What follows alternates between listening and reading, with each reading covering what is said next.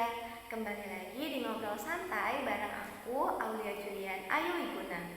Di episode kali ini kita bakal bahas tentang kasus investasi bodong yang baru saja menghebohkan kota Bekasi. Sebelum masuk ke ceritanya, aku mau bahas sedikit tentang apa sih investasi bodong itu. Menurut beberapa artikel yang aku telusuri, investasi bodong adalah sebuah penawaran investasi yang menjanjikan keuntungan besar tanpa didasari informasi yang jelas, di mana seseorang akan diminta sejumlah uang untuk menanamkan modal dalam bisnis.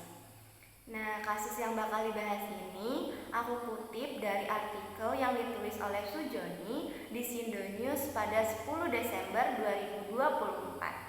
Penasaran gimana ceritanya? Yuk langsung dengerin. Pengadilan Negeri Kota Bekasi menggelar sidang kasus tindak pidana pencucian uang pada hari Senin 9 Desember 2024. Dalam sidang ini, majelis hakim memvonis terdakwa yaitu Bos AY dengan hukuman 10 tahun penjara. Istri AY, Suryani, juga divonis 10 tahun. Sementara staf mereka, Bayu Aji, juga mendapatkan hukuman serupa. Dua staf lainnya, Asep dan Roy, masing-masing dijatuhi hukuman 7 tahun penjara. Para terdakwa juga harus mengembalikan semua aset para korban, seperti rumah, tanah, emas, dan kendaraan dengan nilai total mencapai ratusan miliar rupiah.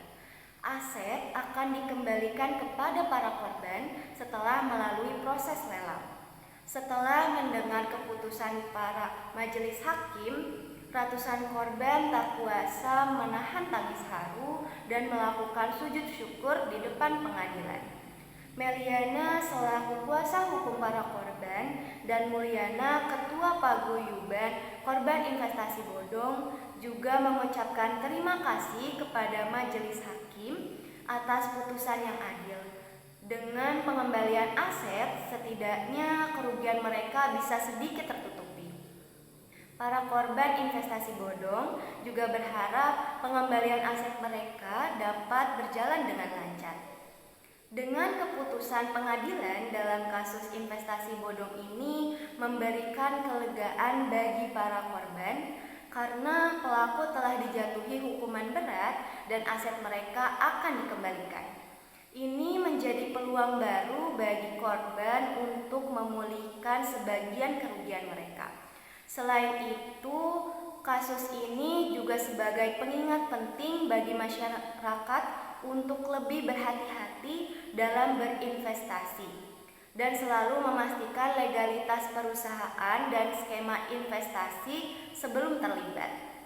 Dalam artikel ini cukup informatif, tetapi kurang penjelasan mengenai kapan mulai terjadinya investasi bodong. Selain itu, tidak ada penjelasan mengenai langkah-langkah selanjutnya yang akan diambil oleh pihak berwenang agar kasus serupa tidak terjadi di masa depan. Terima kasih telah mendengarkan podcast di episode hari ini. Semoga materi yang disampaikan bisa menambah pengetahuan isu-isu yang berkembang. Selain itu, menjadi pelajaran bagi kita agar lebih berhati-hati dalam berinvestasi. Jangan lupa untuk subscribe channel aku agar tidak ketinggalan untuk episode selanjutnya.